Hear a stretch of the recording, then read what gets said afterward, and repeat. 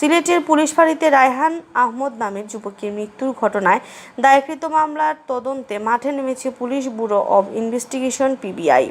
বুধবার দুপুরে তারা তদন্তে নামে।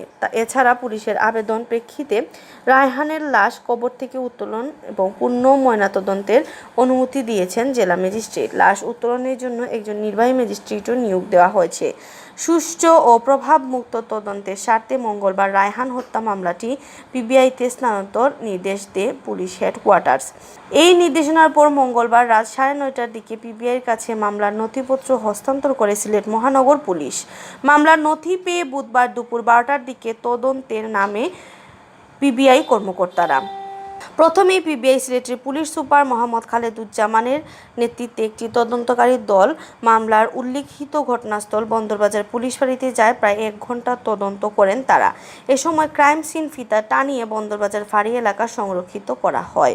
দুপুর 1:15টার দিকে তদন্ত শেষ করে ফাঁড়ি থেকে বের হন পিবিআই কর্মকর্তারা। এ সময় উপস্থিত গণমাধ্যম কর্মীদের পিবিআইয়ের পুলিশ সুপার মোহাম্মদ খালেদুজ্জামান জানান, মামলার নথি পেয়ে তারা তদন্তে নেমেছেন। তদন্তকালে বন্দরবাজার ফাঁড়ি থেকে কিছু আলামত সংগ্রহ করা হয়েছে।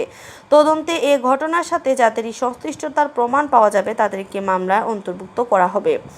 পুলিশ সুপার খালেদুজ্জামান জানান, আগের তদন্ত কর্মকর্তা পূর্ণ ময়নাতদন্তের জন্য রায়হান আহমেদের লাশ কবর থেকে উত্তোলনের অনুমতি চেয়ে আবেদন করেছিলেন। জেলা ম্যাজিস্ট্রেট লাশ উত্তোলনের অনুমতি দিয়েছেন। এজন্য একজন নির্বাহী ম্যাজিস্ট্রেটও নিয়োগ দেওয়া হয়েছে। শিগগিরই রায়হানের লাশ কবর থেকে উত্তোলন করা হবে। বন্দরবাজার ফাঁড়ি পরিদর্শনকালে পিবিআইয়ের তদন্ত দলে ছিলেন তদন্ত কর্মকর্তা পুলিশ পরিদর্শক মহিদুল ইসলাম ও পরিদর্শক জাহাঙ্গীর হোসেন। রোববার সকালে ওসমানী মেডিকেল কলেজ হাসপাতালে চিকিৎসাধীন অবস্থায় মারা যান নগরীর নেহারি পাড়ায় মৃত রফিকুল ইসলামের ছেলে রায়হান উদ্দিন। গুরুতর আহত অবস্থায় তাকে হাসপাতালে ভর্তি করেন বন্দরবাজার ফাঁড়ির এএসআই আশেকে আলিহি। এরপর রায়হানের পরিবারের পক্ষ থেকে অভিযোগ করা হয় 10,000 টাকার জন্য ফাঁড়িতে নির্যাতন করে রায়হানকে খুন করা হয়েছে।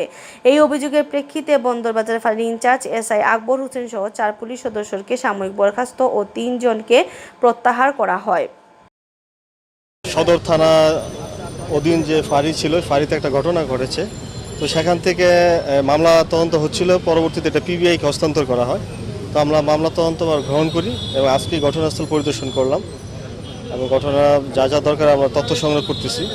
পাশাপাশি তদন্ত চলমান আছে, যদি কোনো তথ্য আসে আপনাদের হয়তো পরবর্তীতে আমি জানাবো। আমরা তদন্ত শুরু করলাম আজকে, তদন্ত চলমান থাকবে। তদন্তে যার যার নাম আসবে সবাই অন্তর্ভুক্ত হবে, কেউ আইনের ঊর্ধ্বে নয়। আইনের আশ্রয়ে তাদের আসতে হবে, আইন সবার জন্য সমান, আইনের গতিতে আইন চলবে।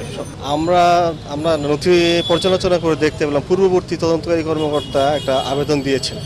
তো জেলা ম্যাজিস্ট্রেটের যে আছে উনি অনুমতি দান করেছেন এবং একজন ম্যাজিস্ট্রেট নিয়োগ করা হয়েছে। যেহেতু লাশ উত্তোলন করা হবে অ্যাজ আর্লি অ্যাজ পসিবল এটা করা হবে।